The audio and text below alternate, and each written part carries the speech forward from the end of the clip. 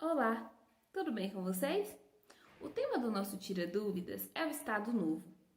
Após a proclamação da República, o Estado Novo foi a primeira experiência de regime ditatorial pelo qual passou o Brasil. Neste período, que compreende entre 1937 e 1945, o país foi governado de maneira autoritária por Getúlio Vargas. Para abordar as principais características dessa fase e suas possíveis relações com o Brasil de hoje, contaremos com a participação do professor Carlos Zacarias, graduado em História pela Universidade Católica de Salvador, mestre em História pela UFBA, doutor em História pela Universidade Federal de Pernambuco, com pós-doutorado pela Universidade Federal Fluminense. Autor de diversos livros e artigos, seus principais eixos de produção científica são comunismo, marxismo, movimentos sociais, revolução, ensino de história e historiografia. Atualmente é professor associado do Departamento de História e do Programa de Pós-Graduação em História da UFBA. Vamos lá? O Estado Novo foi, na era Vargas, o período que vai de 1937 a 1945. O Brasil tinha vivido uma revolução em 1930, uma revolução de tipo distinta. Uma revolução que alguns chamam de revolução passiva. Não era uma revolução que a gente se acostumou a ver pelo mundo, não tinha semelhança com a Revolução Francesa, não tinha semelhança com a Revolução Russa, né? Não tinha semelhança com revoluções cujo povo participa ativamente. Esse tipo de revolução que existiu em 1930 foi chamada, por um estudioso chamado Antônio Gramsci, de revolução passiva. Os historiadores compreendem que 1930 no Brasil foi uma espécie de revolução passiva, porque era uma revolução sem revolução. Ou nos termos de um governador de estado na época, de Minas Gerais, Antônio Carlos de Andrade Silva, que dizia: façamos a revolução antes que o povo a faça. A Revolução de 30, entretanto, levou ao poder Getúlio Vargas. E no poder, Getúlio Vargas, que estava no contexto, no meio de uma aliança que envolvia os tenentes que tinham se levantado em 1922 e em 1924, né? Nesse último ano tinham partido para percorrer o Brasil na chamada Coluna Prestes, exerciam muita pressão sobre aqueles setores do qual Vargas era oriundo, setores da oligarquia, que eram dissidentes do regime da Primeira República e que naquele contexto ali dos anos 30, como dissidentes, se juntaram aos tenentes para desencadear um movimento através da Aliança Liberal e promover essas transformações. Vargas, na cabeça desse movimento, como o principal líder da Revolução. Na verdade, a liderança da Revolução foi entregue a Luiz Carlos Prestes, que era um dos líderes do tenentismo, que depois viria a ser comunista. Ele não era comunista em 1930 ainda, mas depois ele entra no PCB. Prestes recusou-se a liderar aquele processo e Vargas assumiu a direção e foi então presidente. Era um contexto de muito tumulto, não só no Brasil, mas no mundo todo. Na Itália, por exemplo, tinha chegado ao poder Benito Mussolini em 1922. E entre 22 e 30, especialmente em meados da década de 20, Mussolini, que era um líder fascista, o fascismo é um regime de extrema direita, Mussolini desencadeou uma repressão brutal aos comunistas, e aquele regime fascista que existia na Itália, especialmente a partir de 25, 26, quando há uma crise ali, o regime se aprofunda, a ditadura fascista de Mussolini se escancara. Esse regime também inspira na Alemanha o Partido Nacional Socialista dos Trabalhadores Alemães, que vai levar Hitler ao poder em 1933, em janeiro de 33. Então é um contexto muito tumultuado.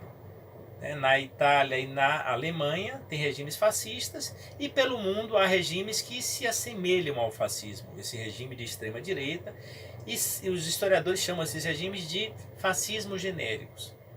O primeiro governo de Vargas, que chega ao poder através de uma revolução, a Revolução de 30, ele é um governo sem Constituição. E é um processo de pressão para que exista uma Constituição, que finalmente é implantada em 1934, num processo em que houve uma Constituinte. E, portanto, a discussão levou à promulgação da Constituição. Em 1935, contudo, os comunistas, através da Aliança Nacional Libertadora, a ANL, que era um movimento popular antifascista, a ANL, e que tinha a presença dos comunistas. Depois de serem postos na ilegalidade, depois de a ANL ser posta na ilegalidade, os comunistas, em novembro de 1935, promovem um levante em alguns quartéis do Brasil. Esse levante foi fracassado, era muito localizado, não tinha características de um movimento nacional, embora os comunistas que estivessem envolvidos, alguns dos quais tinham saído do tenentismo, inclusive o próprio Luiz Carlos Prestes, eles aspiravam a envolver o povo num processo revolucionário que levasse os trabalhadores ao poder. Esse processo revolucionário não ocorreu, efetivamente, e ocorreu alguns levantes em quartéis e foi logo abafado. Em seguida ao levante de novembro, se desencadeou uma ofensiva brutal contra os comunistas e o governo Vargas veio cada vez mais se aproximando desses fascismos genéricos e do próprio regime fascista italiano, que passou a inspirar até que em 1937 o Estado Novo foi implantado. A implantação do Estado Novo se deu a partir de um plano que foi forjado, de uma fake news da época, um plano Cohen, que, atribuído aos comunistas, diziam que os comunistas iriam tentar novamente tomar o poder no Brasil. Uma coisa que era falsa. O plano Cohen não foi um plano feito pelos comunistas, mas sim uma fraude histórica, uma fake news feita por membros do governo de Getúlio Vargas, que usaram aquele subterfúgio para, em novembro de 1937, fechar o regime, suprimir a Constituição que existia em 1934, que tinha sido feita e promulgada em 1934, eles suprimiram e puseram uma outra Constituição, a Constituição de 1937. Neste contexto, entre 37 e 45, o mundo vai viver a Segunda Guerra Mundial, que se deflagra a partir de 1939, e o Brasil, que tem no interior do governo um setor que tem simpatias pela Alemanha, e outro setor que tem simpatias pelos Estados Unidos, simpatia pela Alemanha e os aliados da Alemanha, que compõem o eixo na guerra, na Segunda Guerra Mundial, e os Estados Unidos e os aliados dos Estados Unidos que compõem o que são chamados de aliados.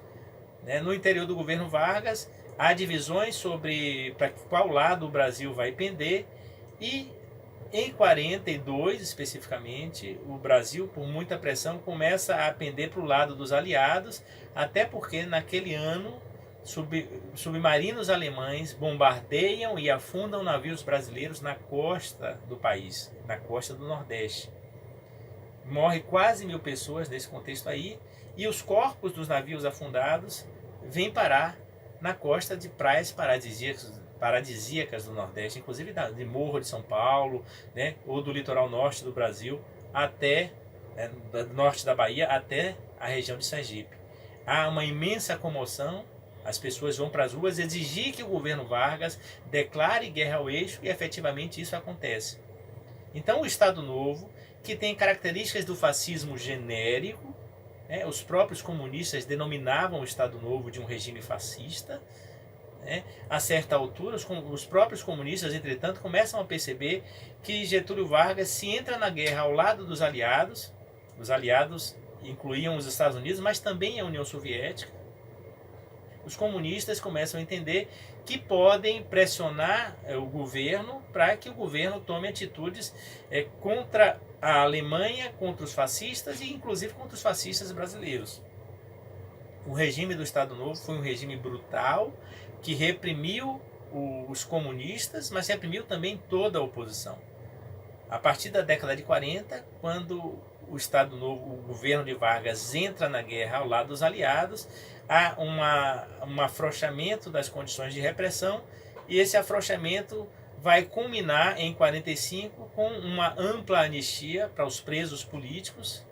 Prestes está preso nessa altura aí, Carlos Marighella está preso, muitos comunistas estão presos, muitos antifascistas estão presos, e essa abertura e essa anistia que culmina em 45 é a circunstância também em que o regime do Estado Novo começa a definhar, vai perdendo força e desaparece. Os historiadores têm polêmicas sobre a natureza do regime do Estado Novo.